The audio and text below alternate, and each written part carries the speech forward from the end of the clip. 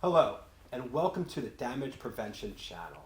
I'm your host, Kevin Goldblum, and today we have two wonderful guests that I'm excited to have here, Mark Lipka and Marcus Bernal. They are the Supervisors of Education. Welcome today, guys. It's good to be here. Thanks for having us, Kev. Happy to have you. And today's topic that we're going to discuss is managing your pre-construction meetings. Great. All right, it's a great topic that I know our audience is very interested in because we're holding pre-construction meetings all the time, so I want to learn all about them. So first of all, tell me, what is a pre-construction meeting? Well, it's just that. It's a meeting before you start. You put a shovel in the ground. You call a meeting through our Coordinate PA web application. All the facility owners that are involved in the project are required to attend this meeting. You host it either on the web, over the phone, or even in person on the back of the tailgate at the job site. How do most people hold their meetings? I think the most effective way is really at the work site. They can actually walk the site, point and say, we're going to start here and start there and finish there, right? So it's really, really effective to do it at the actual work site itself. Yeah, that seems easier than doing it online. If you can actually point and say, I'm digging right here, there's no questions. Until there's 4 feet of snow on the ground, right, Mark? Yes, Yeah. yes, and you can't travel to it. So the beauty of it is you can either do it in person or virtually, or a combination of the both. Oh, that's a great answer then, weather dependent and how you're going to have this meeting. Yeah. So Good that's stuff. what we give those multiple options. Okay, and then why is this pre-construction meeting important? It brings everybody to the table, or if you're on the work site, it brings you to the tailgate.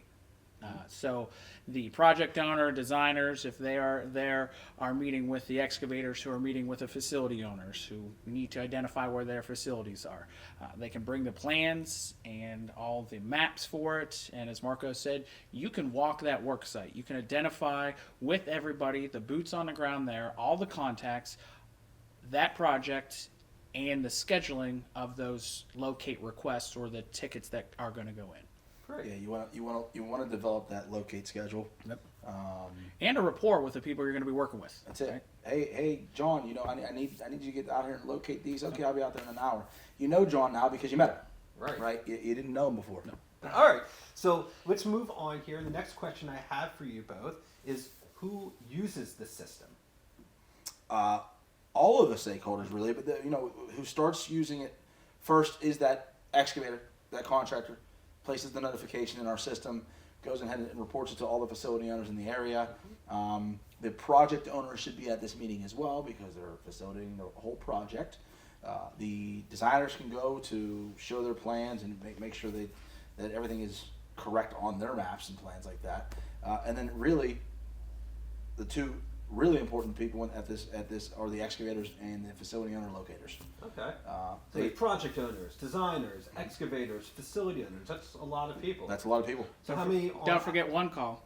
One call too. Yes. So one call liaisons will also be there. We try to attend as many as we can to be part of that process, to make sure everybody understands not only the process, but any questions related to CPA, the project, or the law, so we can keep everybody moving forward in an amicable way. Okay, and I'm sure those liaisons like it when they're online, when the weather is full of snow out there, when the weather is terrible out there, like you mentioned before. All right, so just on average, how many people do you think attend one of these meetings? Oh man, I mean it depends on project size, right, Mark? And It's really location, and location. how many facility owners are in the area. Yeah, it's really depending on that those three things. It could be 5 of the Right. people there. It could be 50 people there. You never know, depending on the size. Got it. And the notification will go out to anybody that has facilities within that area, but not everybody will have facilities within that project scope. All right, so So- if they don't have facilities, do they need to show up to the meeting? They don't need to show up to the meeting, but they still have an obligation to respond back to the pre-construction meeting notification. Right. Because it's just like any other ticket or notification. Always a positive response. Correct. Great. About how many would you say that we have per day? How many of these meetings a day do you have?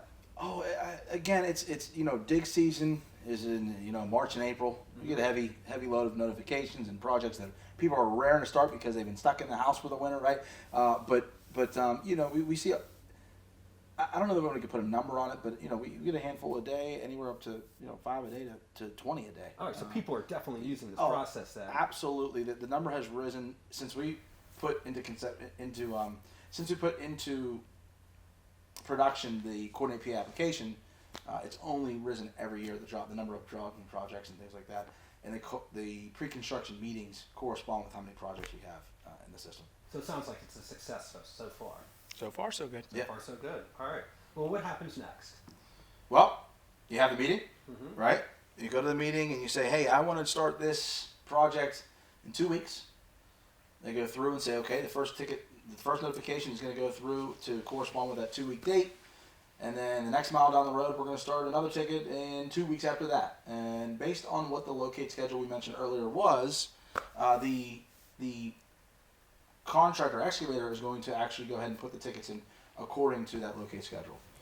And then they'll start the work. A nice feature of Coordinate PA application in this particular instance is that he can put all those tickets in at one time, but based on the schedule that was discussed and agreed upon, he can schedule those tickets to go out when they were set to All right. through the system. What if I want to know what's talked about at the meeting? How would I find out? Well, you have to be there. What if I can't make it to the Oh, meeting? well, I'm sorry. That's two things. Two good things. One, you got to go, right? If you don't go, it's not only against the law if you're a facility owner. You at least have to, I know everybody's busy, at least to contact that contractor and say, hey, listen, why can't I make it? Work that out with them on the side. But you have to go because if they develop a locate schedule as a group at this meeting and you're not there, you have no say-so in the actual schedule itself. So I just agreed upon whatever is talked about. at the You meeting. were already agreed, right? Because you didn't put your hat in the ring, per se. You didn't get to say, I can't do it this Monday. I can do it next Monday, or something like that. And another way to figure out what was agreed upon is to take documentation. Mm-hmm. So 2 things of documentation we always highly suggest and recommend, which we have templates for, are meeting notes for everything that was discussed there, because you always want to take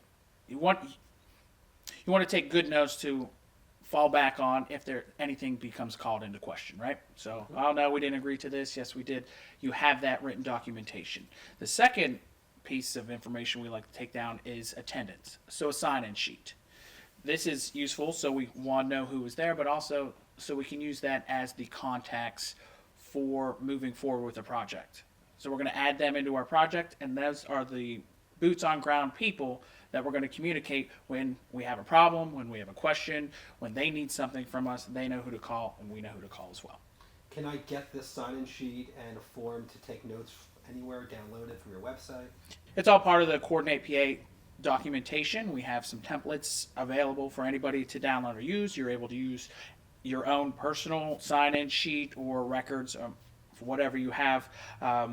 What you really want to do as the excavator, whomever is in charge of that, is going to upload that documentation back into the Coordinate PA application. So everybody who is a contact within that project has access to it and has the ability to see those documents. And it's a secure repository, so you're not searching for it, again, if anything comes into question. Great. Well, I mean, that seems like it's very easy. Just download it, bring it, upload it. No questions. Sounds like a very easy process to do. Yeah. All Try to right. make it as easy as possible. Easy as possible. How long before a project goes to construction should someone hold one of these pre-construction meetings? Pre-construction meetings can be held 3 to 10 business days before any excavation takes place. The reason why that time frame's a little longer is because we want to be able to schedule that meeting and hold that meeting. Once we decide what that locate schedule is going to be, then we can start those excavations. Well, thank you so much for joining me today. I believe our audience has learned a lot, and I hope you'll come join me again. We will. Yep. Thank you, Kevin. Thank you, Kevin.